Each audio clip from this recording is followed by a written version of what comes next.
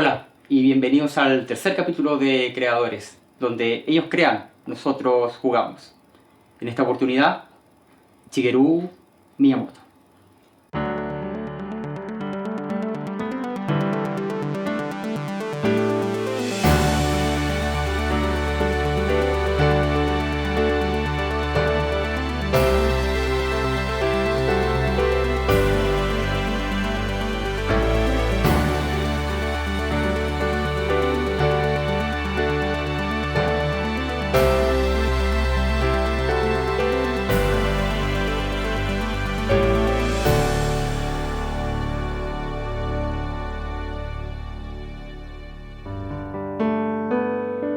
Shigeru Miyamoto nace en el año 1952 en Sonobe, un pequeño pueblo rural en Japón.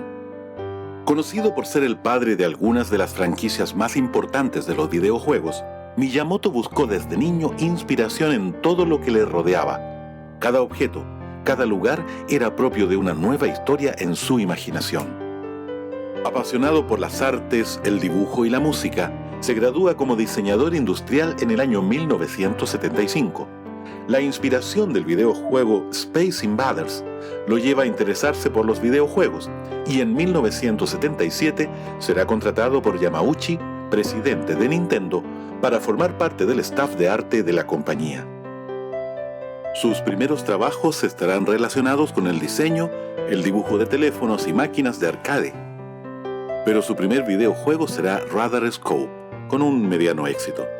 Pese a esto, Yamauchi le encarga a Shigeru un videojuego que pueda llegar a todos por igual. De esa idea nacerá Donkey Kong, un juego tan exitoso como Pong, Space Invaders o Pac-Man. Donkey Kong dará el origen a una nueva era de los videojuegos. Tras este éxito, Miyamoto se consolida dentro del equipo de Nintendo. 1984 será quizás el año más importante de su vida. Dará origen a su obra más reconocida y querida, Super Mario Bros. Un ícono que trascenderá épocas, géneros y visiones, y que cimentará el camino de una nueva industria y forma de crear videojuegos. El siguiente paso será The Legend of Zelda, su obra más personal, una serie basada en las vivencias de su infancia, la representación del niño héroe y el nacimiento del género de la aventura tal como hoy se le conoce. Zelda representará además una importante fuente de ingresos. De aquí en adelante, Miyamoto será creador de infinidad de personajes, así como una fuente de inspiración para videojugadores, creativos y desarrolladores. Su visión alejada de la violencia, de fomentar el juego en grupo y en familia, de hacer de este una nueva forma de comunicación y expresión, lo llevarán a ser considerado como el padre del videojuego moderno. Seguramente nuestra infancia se ha visto influenciada por Shigeru Miyamoto.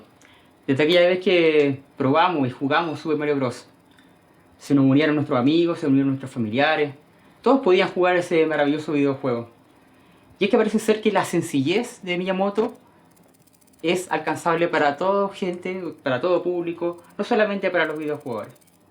Hoy día, para hablar justamente de esa visión de este creador, tenemos a Fernando Pizarro, un hombre que parece no tener presentación, así que lo tenemos hoy día en nuestro set. Bienvenido, Fernando, también conocido como Soma. Siento, por favor. Muchas gracias por la invitación. Sí, bueno, Fernando ha sido realmente una persona que, es de los veteranos de los videojuegos. Por no decir viejo. Por no ser viejo. Y bueno, ¿quién mejor que él para poder hablarnos de una figura tan emblemática como es Shigeru Miyamoto? Y contarnos un poco indagar acerca de cuál es la visión que tiene Miyamoto en los videojuegos. Que como decíamos en esta introducción, tiene que ver con su sencillez, que a la vez es tremendamente compleja. Hay que entenderlo porque, en el fondo, Miyamoto es de las personas que formó el género. Hay que entender de que antes de que él apareciera en escena, los pocos conocimientos que habían respecto a programación estaban súper limitados. En ese caso estaban limitados a la maquinaria que estaba disponible. Miyamoto como que empezó a mover un poco más el sistema, tenía ideas un poco más revolucionarias, algo que hoy en día no se ve en la industria de los videojuegos. La industria de los videojuegos está delimitada por las cosas que ya están hechas, se repite lo que ya es exitoso. En cambio, en la época en la que él estaba, que se podría considerar que eran los inicios, él era el que tenía las ideas nuevas, las ideas frescas, y él era el que innovaba. Claro. En el fondo, muchas innovaciones todavía se mantienen hasta el día de hoy. Bueno, de hecho él llega a Nintendo el año 77, entra a trabajar y de alguna como dibujante de los manuales. Como dibujante de los manuales y como de los arcades también. Claro, dibujaba, por ejemplo, teléfono, ese era su trabajo, él dibujaba cosas para los manuales. Y de ahí le encomiendan esta misión de tener un juego como un juego que era Rider's Scope, que fue un juego que no le fue muy bien. No. Y luego le dan esta segunda oportunidad con Donkey Kong. Y ahí es como ya le da con el palo al gato, como se dice coloquialmente. Es que era distinto. Miyamoto varias veces ha dicho de que a él le hubiera gustado mucho haber creado a Pac-Man. Y de hecho, él ha dicho de que él sintió mucha envidia cuando vio el personaje de Pac-Man, porque él decía era muy sencillo, sí, que me hubiera gustado a mí haber creado. Sí. En cambio, Donkey Kong representa en cierto modo esa idea del personaje caricatura. Claro. Hay que recordar que en Japón durante mucho tiempo estuvo muy influenciado por lo que era Disney. O sea, es cosa de revisar los primeros mangas, Astro Boy. Hay mucha influencia de lo que es Disney. Sí. Yo creo que una de las características justamente de Donkey Kong, y yo creo que el éxito se debe justamente a que es un juego tremendamente sencillo en su temática. Es como, yo pensaba, por ejemplo, en la historia que como él la representa en el juego, cuando él dice, un gorila captura a la princesa o a esta mujer, y Paulina. Que es Pauline, claro que también le dicen Lady en otros lugares, pero ¿cómo lo representa en el juego? La primera imagen que tú ves de Donkey Kong es el gorila subiendo por la escalera con la chica agarrada y después hace temblar el lugar que es como los edificios de Nueva York y tiene que el héroe, en este caso Jumpman, tiene que empezar a tratar de subir este lugar para tratar de alcanzarla. Pero te das cuenta cómo finalmente él cómo del papel pasa a la imagen. Claro. Es tremendamente innovador, digamos, la forma en que es que por lo mismo, en la época en la que se programaban juegos, las personas que programaban juegos no eran diseñadores generalmente. Claro. Por tanto, esa visión distinta, esa visión extraña, esa visión como casi rupturista, tenía que traerle a una persona de afuera, no de adentro, que fue precisamente lo que hicieron ellos. De hecho, por eso Yamauchi mete a esta persona dentro de la empresa, porque sabía de que las ideas tenían que venir de afuera, no de adentro. Y lo deja como primer artista al tiempo. Porque obviamente ya en América ya se estaban creando varios juegos, pero los juegos que se crearon en América también eran en base a los modelos que ya estaban. Por tanto, claro, faltaba esa visión distinta, faltaba una persona que fuera un poco más rupturista en ese sentido. El otro día leía yo que, por ejemplo, decía de que casi todos los juegos pre-Donkey Kong eran todos en el espacio. Claro. De hecho, la generación Atari es la generación del espacio. Sí. Todos los juegos son Star algo o claro, Space algo. Claro. De hecho, si lo piensa bien, el hecho de que los juegos comiencen con el personaje a la izquierda y avancen hacia la derecha, eso es algo que en el fondo se estableció y se cimentó con Mario. En el fondo. Bueno, también un poco con Pitfall. Pero es de posterior, incluso, claro, porque fue del 82. Pero eso fue el momento en el que se dio por estándar de que el sentido tenía que ser ese, casi en el sentido de la lectura que nosotros tenemos. Sí, como bien interesante eso. De hecho también hay como varios escritos que dicen de que Miyamoto, como una de las claves del éxito a nivel mundial, es que sabe combinar muy bien los elementos occidentales y los elementos orientales. Yo creo que también eso se debe mucho a la visión global que él tiene de los videojuegos, no solamente como videojuegos como tal, sino también como ejes de entretención. Y por eso también creo yo que hay que como ver que a lo largo de su obra, ¿no es cierto?, todos los juegos tienen una sencillez, pero al mismo tiempo tienen esta complejidad al momento de diseñarlo. Recordemos que trabajar con Miyamoto no es nada fácil. El equipo siempre se queja mucho acerca de lo laborioso que es trabajar bajo las órdenes de Shigeru Miyamoto. De hecho, ellos tienen la frase de dar vuelta a la mesa, que en el fondo es una expresión de que, claro, si a él algo no le parece bien dentro de lo que ya se estaba haciendo, y si ya está listo el término, en el fondo el hecho de que Miyamoto diera vuelta a la mesa significaba de que había que rehacer todo. En el fondo muchas veces los proyectos había que volver a comenzarlos, incluso cuando ya estaban previos al lanzamiento. Creo que fue... hay un juego, creo que uno de los Kirby. Ah, claro. Uno de los Kirby Sí, que creo que se modificó casi a última hora. El Kirby Dream Land, que era un juego para Game Boy blanco y negro, era un juego que estaba pensado para vender, no sé, por 200.000 unidades, por decir algo. Y Miyamoto dijo, no, esto puede ser un gran juego, Claro. hay que darle una vuelta, hay que darle una vuelta de tuerca. Y finalmente lo decidieron cambiar y el juego terminó vendiendo casi 5 millones de copias. Entonces, habla de una persona que no solamente tiene una visión artística, sino también una visión comercial. Pero entendido bajo la calidad del producto. Porque también yo creo que hoy día, actualmente en el mercado, estamos viendo una industria que se mueve en base al negocio. Claro. Y está bien, el videojuego siempre fue un negocio. Pero yo siento de que hoy día la industria es un negocio que está demasiado amplio. Y eso no permite que los diseñadores puedan crear con soltura. Generalmente son los diseñadores... Porque tienen menos tiempo, además. Y también un tema de recursos. Generalmente las empresas más grandes van a entregar más recursos a los juegos que ellos saben que van a ser exitosos. Claro. Por eso siempre tenemos varias versiones de un mismo juego. Uh-huh. Tenemos muchos juegos shooter, tenemos muchos juegos de cierta categoría, pero ahí es donde se ve la diferencia entre un juego de que se supone fue creado con una visión distinta o quizás rupturista y un juego que fue creado con una visión meramente comercial. Claro. Y ahí es donde radica la diferencia. Sí. Básicamente porque también, de nuevo, hay que entender de que era una persona que no estaba relacionada con el mundo de la programación. Él era un diseñador, no un programador. Exacto. Bueno, yo creo que muchas de las personas no han estado tan metidas, como los grandes exponentes, ¿no es cierto?, del videojuego. Yo creo que no han sido programadores ni saben mucho sobre eso. Porque hay que compararlo, por ejemplo, con Gunpei Yokoi. Uh-huh. Él era, en el fondo, era una persona que estaba más relacionada con el área hardware, con el tema máquinas. Sí. El tema Bueno, para los que no sepan, Gunpei Yokoi es el creador del Game Boy. Claro. Y el Wonderson. Y Cuando él se retiró voluntariamente de Nintendo, Sí. creó también una consola para la competencia. Sí.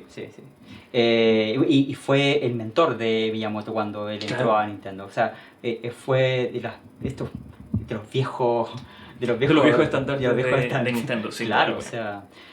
bueno, y ahí Miyamoto se une a trabajar junto con él y se unen netamente a diseñar diferentes videojuegos. Y bueno, el siguiente éxito después de Donkey Kong va a ser Super Mario Bros. Que sin duda que es el juego, como decía al comienzo del programa, es un juego que yo creo que marcó la infancia de todos nosotros. Es más que eso incluso. Generalmente cuando se lanza una consola la gente espera ver cuál es el juego de Mario que va a salir para esa Sí. consola. Porque generalmente los juegos de Mario están hechos por el equipo central de Nintendo, que es el Claro. equipo EAD. Ujú. Y en el fondo cada vez que ellos lanzan uno de esos juegos, ese juego demuestra la capacidad o el potencial que tiene la consola. Claro. Recuerde lo que pasó en la época del Wii, por ejemplo. Mario Ujú. Galaxy era un juego que en el fondo aprovechaba el potencial de la máquina mucho más que todo lo otro que había aparecido. Por tanto, la gente siempre estaba pendiente de Mario. Sí. Pero Mario no es solamente el icono de Nintendo, es el icono en el fondo de una generación. En Estados Unidos, cuando se hacen encuestas en los colegios y se les pide a ellos que identifiquen los 3 personajes más conocidos, generalmente Mario Bros. Es igual de reconocible que Mickey Mouse incluso. Sí. Generalmente es Mickey Mouse y Mario Bros. Por tanto, lo otro, en el fondo no es solamente el icono de Nintendo, sino que en el fondo es el icono de todo lo que representa a los videojuegos.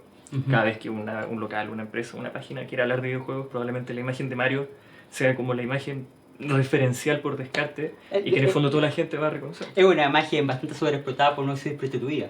Es una imagen que representa de manera fácil cuando se habla de videojuegos. Sí. Y generalmente abarca para todas las edades. Que esa es otra de las ventajas también. Sí.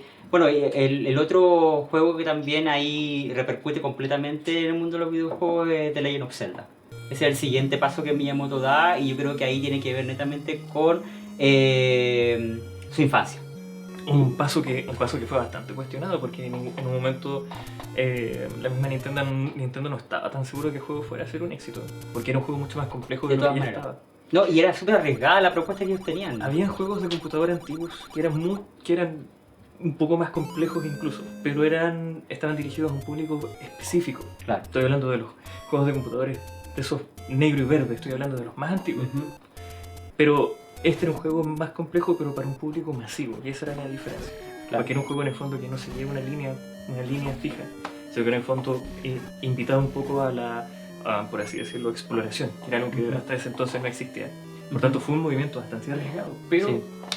pudieron hacerlo bastante interesante, y de hecho es lo que ahora es lo que ahora Es lo que se ha convertido. Sí, y una de las cosas, por ejemplo, que para que todo el mundo pueda también saberlo, porque no todo el mundo lo sabe, es que Miyamoto, gran parte de la influencia que pone en los videojuegos tiene que ver con su infancia, Claro. de cuando era pequeño, ¿no es cierto? Y la mayoría de las cosas las lleva a la vida, o sea, perdón, lo lleva al videojuego. De hecho, también actualmente los juegos como Nintendo Dogs, como Wii Fit, como Wii Music vienen o derivan de su vida cotidiana.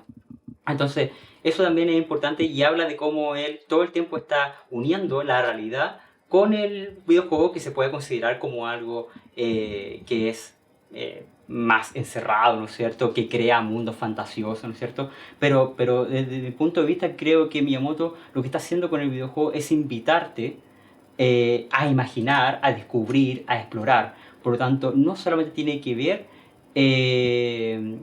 con que te vas a encerrar en un mundo y te va a limitar la imaginación. Yo siento que es todo lo contrario. Cuando tú juegas un Mario la primera vez, es que yo a veces me he puesto a pensar, o sea, la primera vez que tú juegas Super Mario... A veces, otra vez no pienso. Pero, por ejemplo, imagínate Super Mario Bros. Te metías dentro de un tubo. Eso nadie lo sabía. Claro. Y en el fondo eran técnicas para aprovechar las limitaciones que tenían en la época. Totalmente, y como finalmente tú dices, me voy a agachar en el tubo para entrar en el tubo. O voy a saltar en el aire porque no había nada, ¿no es cierto? Y voy a descubrir un bloque secreto. Entonces, todos esos elementos que eran nuevos, eran novedosos, hoy día tú los reconoces porque ya está preestablecido. Claro. Pero antes no, era claro. todo nuevo. Cuando tú empujas un bloque en Zelda y abres una puerta, también, eso era totalmente nuevo para la época. ¿Cómo a alguien se le ocurrió mover el bloque para que la puerta se abriera? Y generalmente son, en el fondo, son situaciones que nacen de una situación real. Por ejemplo, Miyamoto comentaba de que cerca de donde él vivía había unas especies como de cuevas que probablemente habían sido producto de la Segunda Guerra. Claro. Y a él le gustaba ir a explorar esas cuevas. Ajá. Pero la primera vez que él fue a explorar la cueva estaba oscuro, por tanto el segundo día que él fue él llevó una lámpara. Claro. Por tanto, en el fondo, esa influencia, en el fondo, esa experiencia de vida es lo que él transmite un poco en el juego. Porque, y Zelda así, pues. claro, y en el fondo Zelda es el fruto de eso, prácticamente.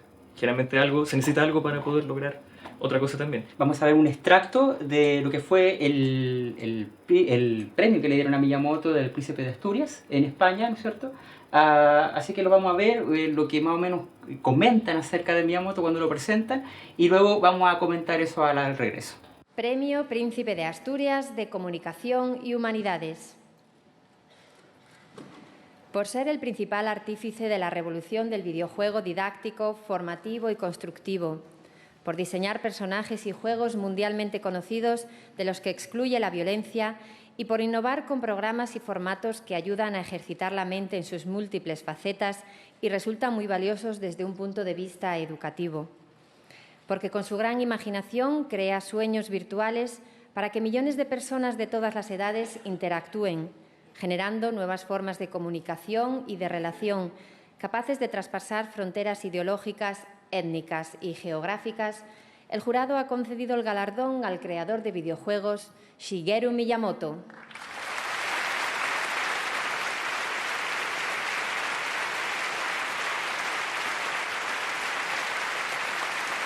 Visionario y carismático, de la mente de Shigeru Miyamoto han salido hasta 100 personajes de videojuegos y la consola Wii, que amplió la audiencia del ocio interactivo. Su trabajo para Nintendo ha sido esencial para popularizar los videojuegos y para que sean considerados activadores mentales, físicos y sociales.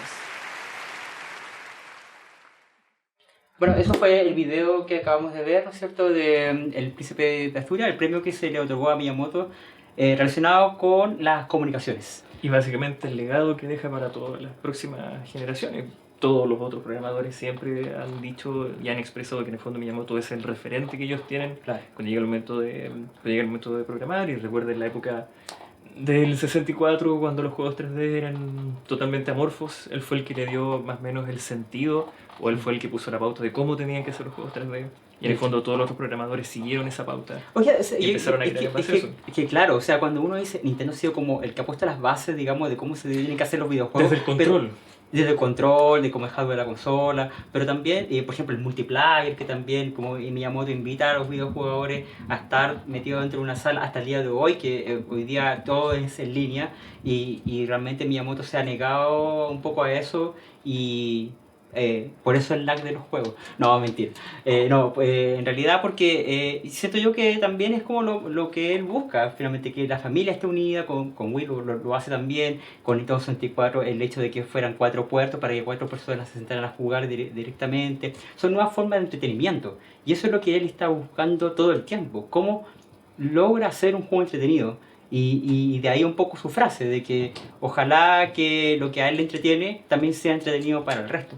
Claro, y en el fondo de que la gente pueda jugar y pueda, como dice, le gusta ver mucho la expresión de las personas cuando las personas juegan o experimentan cosas. Claro. Porque siempre piensa en el sentido de qué pasaría si la persona intenta hacer esto en el juego, cuál va a ser su reacción. Sí. Por tanto, tengo que esconder algo aquí en esta parte, por ejemplo. Oye, ¿sabes qué? Yo creo que si nos seguimos hablando de este creador, Probablemente. vamos a estar... Y de hecho, vamos a decir que esta primera parte, este programa en realidad es una parte de lo que es el legado de Miyamoto. Vamos a hablar hasta lo que es la época del Nintendo 64, sus comienzos básicamente, porque si no, definitivamente nos vamos a alargar. Yo creo que sí, te quiero invitar a nuestra sección, que es el cofre del creador, porque vamos a hablar directamente del juego. Yo quiero hablar de los juegos. ¿Me puedo quedar con algún juego? ¿Ah? ¿Me puedo quedar con algún juego?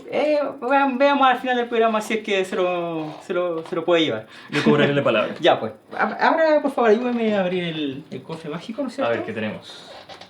Esto se Tenga va. cuidado ahí, Sí, no le voy a pegar a nadie. Ya. A ver. Siempre todos los invitados sacan un juego. A ver cuál saca un Yo juego. creo que el primero que hay que sacar es este. Donkey Kong. Claro. En el fondo es el juego que nosotros mencionamos que El fue el juego- arcade más exitoso y que hasta el día de hoy genera récords mundiales y hay un... Sí, de hecho, ya está una hay un película documental, al sí, respecto, de claro. hecho. La ¿Esta persona es que la mantiene misma versión que Arcadia o no? Lo que pasa es que hay Oh. dos juegos ahí. Sí, está está- el Donkey Kong y está el Donkey Kong Junior. Son las dos versiones. Igual tuvo menos éxito que el primero, pero generalmente Dicen solo de por que eso. este juego, o sea, Miyamoto siempre dice de que es como el juego que más le tiene cariño. Claro, que en el fondo es el Porque juego- fue como el juego que hizo completamente, bueno, ahí lo tenemos, ¿no es cierto? Donkey Kong Classic. Y sabes que por acá, yo no tenía idea, pero uno sabe, ¿no? Porque están súper ordenaditos los juegos, ¿no? Sí, Yo se no nota sé- que hubo sí, inversión acá. hubo una dirección de arte acá. Este Donkey Kong Jr. la versión japonesa de Famicom. Sacaron 3 versiones de Donkey Kong en todo caso, ¿ah? Sí, Sí, había la- otra versión. La vamos a dejar por acá. Por cierto, la versión de Game Boy, Donkey Kong de Game Boy, es muy buena. Ah, sí, pero eso salió bastante después, pues. Sí, es como del 94. ¿Por qué quieres sacar ese primero? Porque probablemente sea el juego de Nintendo que representa mejor la capacidad que tenía la consola. Ah, Es un juego de Nintendo que supera por lejos a varios juegos de Super Nintendo. En relación a contenido. Y varios juegos de calidad. actuales. Incluso a varios juegos actuales. Sí, Probablemente sea el icono del Nintendo. Es que Mario 3, yo creo que ahí es donde está, yo creo, toda la originalidad de Miyamoto. Recuerda puesta. cuando este juego lo mostraron por primera vez en una película. Sí, pues. De hecho, la película tenía tantas spoilers y tantas cosas que no después creo que no Claro, lo de las después. flautas, Sí, mencionaba. sí, y nadie sabe cómo el videojugador de ahí sabía todos sus secretos. Claro. Porque jamás había tocado un... Plot holes. Sí. Eso, así es como se le dice. Sí. Pero probablemente este sea el juego más representativo de Nintendo. Probablemente el 1 sea el que más la gente más recuerda, pero Sí. este probablemente Es el más que, completo. sin duda, bueno, yo creo que hasta el día de hoy Mario 3 es un juego que yo creo que es un juego más jugado. Y de los más valorados también. Sí, sí. Ahí se va a ir al tiro a más... Super Mario World, probablemente de los juegos que hasta el día de hoy son de los más grandes. Ese fue como el juego que Miyamoto dijo que su sueño era introducir a Yoshi, Claro. al dinosaurio, ¿no es cierto? Porque aquí no había alcanzado. Y ahí lo introduce. Y fue Limitaciones como- del sistema. Sí, y fue como, esa fue como la gran diferencia con los otros Mario, aparte de obviamente de explotar un poco lo que eran los recursos de los 16 bits. Siempre ha habido disputas sobre cuál de estos dos juegos es el mejor Mario. Por lo menos de los 2D. De los 2D. Claro. Sí, necesito su opinión, necesito que se moje aquí. ¿al tiro? Y de su opinión, ¿cuál de estos dos prefiere? Mira, ¿sabes qué? Yo tengo claro cuál prefiero. A mí la verdad es que me entretuvo mucho Mario World. Pero yo creo que, así como si dijéramos mejor juego, yo creo que Mario 3. Creo que los niveles son más creativos, los trajes que tení, Son un poco más cortos también. Sí. Bueno, Mario World introdujo esta cuestión de que tenía dos salidas por nivel también. Exacto. Bueno, y aprovechar todo lo que es los recursos un poco más libre. 16 bits. No. Y aquí llegamos. Mario 64. No, ya no es un programa completo. Probablemente. Los editores nos van a... Probablemente como decíamos hace un rato, probablemente el juego que en el fondo limita las bases sobre cómo se tienen que hacer los juegos 3D y en el fondo Sí. del juego Es que- por el cual todos los otros juegos se fueron creando. Claro, yo creo que vuelve a hacer lo mismo que él hizo con Super Mario Bros. 1, que, ¿no es cierto?, que sienta las bases de cómo tienen que ser los juegos de plataforma, y en este caso con Super Mario 64 sienta las bases de cómo se tienen que hacer los juegos en 3D. Yo cuando vi Mario 64 quedé... Todos quedamos impactados porque era Impactadísimo. obviamente algo que no se podía ver en otra máquina. No, y aparte de que en realidad propone una nueva manera de jugar, en la introducción del stick, ¿no es cierto? Miyamoto dijo muchas veces, digamos, esta incorporación de los botones C, Claro, esta unidad claro, que eran claro. 4 botones, y él decía que era la forma en que Y en el fondo- podía ser el propio director del juego. Y en el fondo el tema de las cámaras es lo que siempre estuvo ahí para ellos, siempre lo que estuvieron ahí discutiendo. Ah, sí, decían de que el sistema de cámara fue una de las cosas que más le demoró.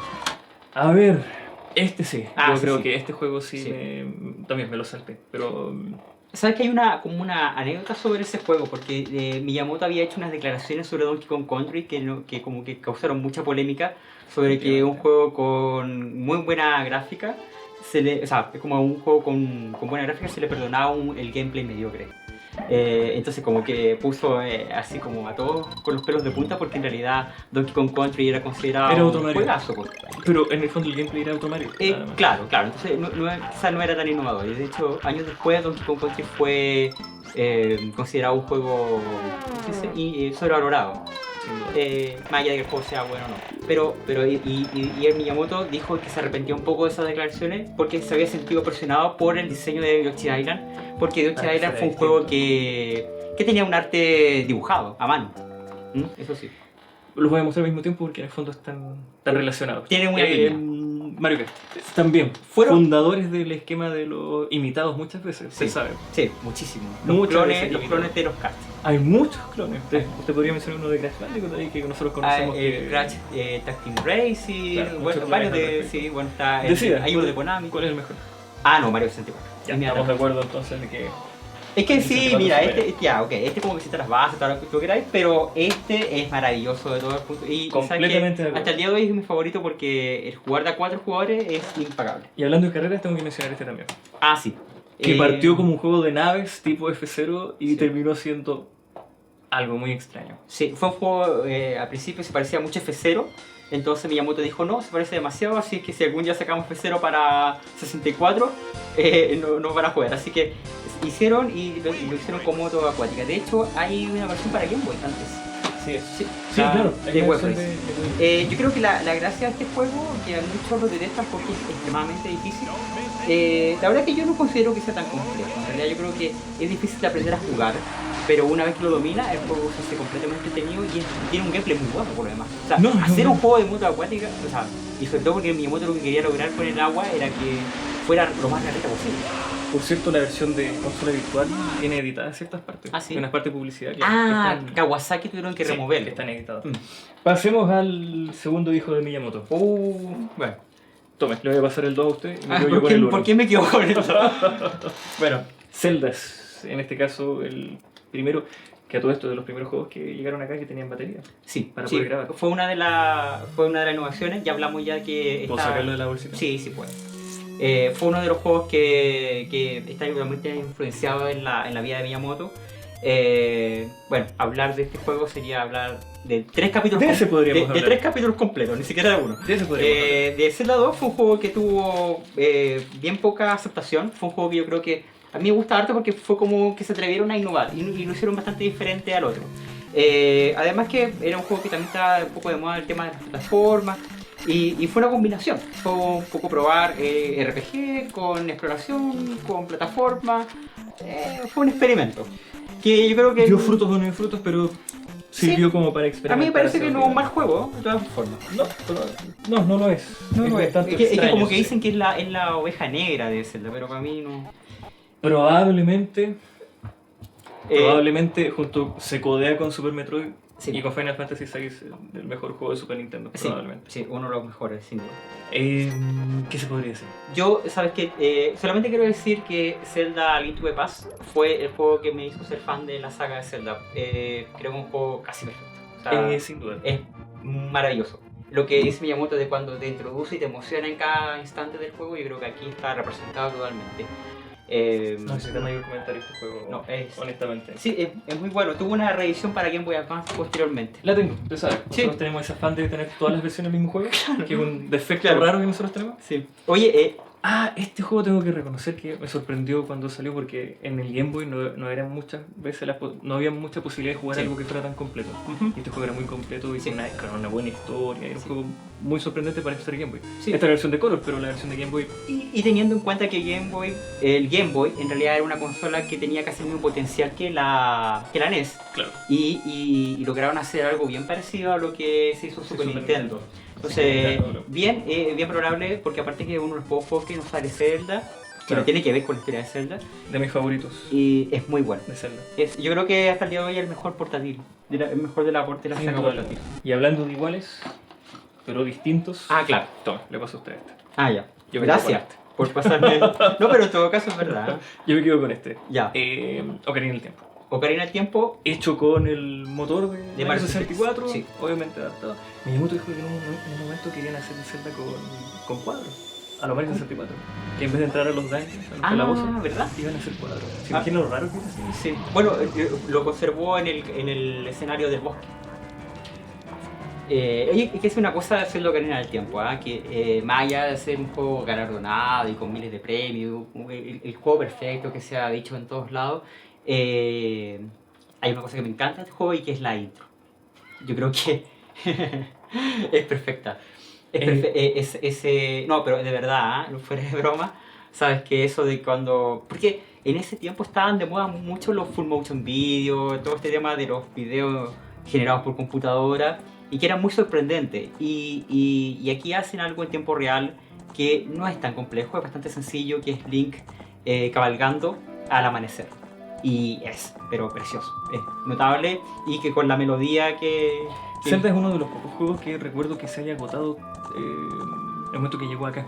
Ah, sí. Recuerdo que estaba agotado en todas partes. Es un juego que obviamente es pero fundamental para toda persona que le gusten los Zelda. Ha tenido varias revisiones, una versión Master Quest en GameCube, una versión un poquito suavizada en GameCube también. Claro. Versiones de 3DS. Han habido varias versiones, pero el juego sigue siendo bueno. Sí, Igual, yo creo que hasta el el día juego de hoy. también Y del espérate, que- y Majora's Mask. claro. Que Majora's Mask fue como el reciclaje de Ocarina, digamos, pero es mentira, porque en realidad aquí se le da la posibilidad a otro director, que es Eiji Onuma, que es como... La persona que uno- pasaría a tomar las riendas de los Exactamente, siguientes Zelda. uno de los discípulos de Miyamoto, que trabajó también en Ocarina del Tiempo. Y bueno, simplemente decir que Majora's Mask hoy día se ha considerado como uno de los favoritos de muchos por su nivel de historia. Yo creo que es un juego a nivel de historia mucho más trabajado que Ocarina del Tiempo. También recordemos que Miyamoto en Es su que momento... también han pasado más años. Bueno, Ese había... juego se acercaba al 2000. Sí, pasaron 2 años después de eso. Recuerdo que Miyamoto también quería que esto fuera un solo juego. Claro. Pero bueno, pero aquí se pudo profundizar y tomando, a mí lo que me parece maravilloso es que tomando elementos de Ocarina del Tiempo, como los mismos personajes, él creó un universo completamente distinto con esto. En base, más que a los escenarios, más que a los calabozos, a las historias interpersonales. Es un juego mucho más oscuro también. Es un juego mucho más oscuro, es un juego Sí. que tiene un tono mucho más, más de pérdida. Quizás relacionado con el tema de que también se acercaba al 2000, donde se supone que el apocalipsis. y estaba el todo- fin del mundo, claro. Estaba mucho el tema del... Y esto que escapa un poco a lo que es un juego propiamente tal. Sí. Es un juego, pero Es como una herramienta. es raro porque tuve en cuenta de que en la época en la que salió este juego, muy pocas cosas tenían un mouse para utilizarse. Ajá. Recuerde que en esta época de los computadores no todas las casas tenían uno. No Exactamente. era algo tan masivo como hoy en día. Sí. Por lo tanto, algo tan sencillo como hacer un dibujo en una pantalla era algo espectacular en esa época. Claro, es más que... Y sabes que es muy extraño porque este juego sigue las filosofías de Miyamoto de hoy, que tiene que ver, como dice, con Wii Music, como dice, herramienta para aprender música, o como el Wii Fit, herramienta para entrenar tu cuerpo, o Brain Age, una herramienta para entrenar tu cerebro. Entonces, fíjate como Mario Paint también es un bastante precursor, creo yo, es como bien adelantado a su época quizá. Y era también era muy distinto a lo que se había visto en esa época. Acá Porque, podías dibujar, podías pintar, claro, podías podías crear animar, música también. podías crear música. animaciones, Sí, había como- varias cosas que se podían hacer. Sí. Y obviamente incluía el mouse, que Oye, lo voy a ir escribiendo yo porque ya ahí Sí, se lo ya hizo nos queda. chica la... Ya nos quedan muy pocas cosas. Tengo algunas cosas, por ejemplo, que ¿Puedes es sacar? absolutamente recomendable. Sí. Sí, Un hay algunas juego cosas que de voy a ir snowboard. recomendando para, pues si no, vamos a estar aquí esta mañana. 1080, un juego de snowboard que fue excelente. Pilot Wings, ¿cierto? Un juego Pilot Wings que tiene versiones un poco más recientes, con Sí. relativo éxito, pero sí, este fue un simulador de vuelo que fue Pilot Wings, salió una versión para Nintendo 64 y también salió una versión para 3DS. los jugadores de la nueva época odian este juego. Yo no sé por qué. No, por la dificultad. Ah. Obviamente no están muy acostumbrados. Sí, Pero obviamente F0 es... F0 fue un juego de Super Nintendo que se hizo para aprovechar una de las ventajas de Super Nintendo, que era el modo 7, que era que lograba controlar la escala de los juegos. Es un juego buenísimo, un juego de carreras con naves futuristas. Y salieron varias versiones después. Y de hecho la versión de GameCube es una de las versiones odiadas de Miyamoto. Porque, bueno, Miyamoto odia bastantes cosas, pero dice de que es muy difícil y que no permite, digamos, que todo el mundo lo pueda disfrutar. Yo no sé si es tan verdad porque yo encuentro bastante difícil la versión antigua. La versión de GameCube es el mejor Y la juego de versión carrera que ha de... hecho. Mira, que ha hecho aprovecha esa Nintendo. cabina. La versión 64 también es bastante difícil. Yo no sé por qué Miyamoto La mejor dice- versión de F0 es la de GameCube, lejos. Yo De hecho, también. hecha Este por fue- Sega y Nintendo. Fue hecho por Sega. De hecho, Sega y Nintendo dijeron: esto es lo mejor que podemos hacer. Sí. Por tanto, no podemos sacar nada después de esto. Estoy No. esperando una versión de Wii U Ya, con hagan la versión de HD Wii U, o por con favor. algo así. Yo creo que hay que terminar con este. Ah, Yoshi Story. Claro. También un juego que también fue bastante Fue- poco comprendido en su época, fue pero hoy bien en poco. día ha sido un poco mejor ¿Sabes qué? evaluado. A mí me pasó, ¿eh? Fue como un cambio, porque el juego está construido de una manera completamente diferente. Ya aquí no es solamente pasar la etapa de un punto A a un punto B, sino que tú tienes hojas, como si fueran cuentos. Entonces tienes que devolverte a veces y encontrar fruta. O sea, la fruta finalmente es lo que hace terminar la etapa. Si tú puedes estar rondando la etapa... Quizás había muchas expectativas en base a Yoshi Island. Es totalmente, que yo Island es muy diferente. Y de hecho ahora va a salir una versión nueva que... Claro, pero está dirigida por el mismo que programó los versiones. Exactamente, el compadre de Miyamoto, Tezuka. El amigo. El amigo. Oye, la Sí, verdad tengo que argumentos. podríamos estar horas y horas hablando Así de es. muchos juegos. La verdad que ha sido un repaso casi express de todos estos juegos. No sé cuánto irá a durar este capítulo, la verdad. Nos tenemos que despedir ya. Sin antes mandar los saludos, como siempre, a Repisa Nintendo y a Reset, quienes son las principales personas que nos apoyan, y también a Poptagono, que también es nuestro principal difusor. Quiero dar unos saludos. Voy a tomar un computador aquí que me entregaron, para que no se me olviden. César Sánchez, a Jonathan Valencia, a Matko Mirovic, Guillermo Cuadros, a Simón, a Patti, a Tommy, que se incorpora al equipo como en el aspecto de la investigación, y también a Álvaro, que fue nuestro fan número 1 en LD. Hoy día es parte del staff de Creador, así que también quiero que lo recibamos con gran emoción. Con gran emoción, ¿no es cierto? No podemos dar aplausos acá, porque si no Exacto. se nos satura el sonido. Exactamente. Así que, bien, le voy a entregar el Qué nuestro girly rosado. su- Sí, muy lindo nuestro... Así que, nada, simplemente despedirnos de este programa. Ha sido de verdad un placer Muchas gracias. que nos Por hayan la nutrido invitación. con la información de ¿Me puedo Miyamoto. quedar con la camisa? Ah, ¿Me puedo quedar con se la puede camisa? quedar con la camisa, y también le queríamos regalar la tacita de... Pero ya la usé ya, pues. No importa, pues se la lleva... La puedo lavar. Sí, la puede lavar. ¿Pero de verdad? De ¿Para mí? hecho, sí, eso es como que la gente acá, los invitados la usan y se lo llevan. Así Ya que, veo. quien interesa de Suki Nusaki, que nos hace entrega de esa tacita. Muchas gracias. Nada, con ustedes despedirnos y nos veremos en una próxima oportunidad en otro programa de creadores y con otro creador tan importante como Shigeru Miyamoto. Hasta la próxima.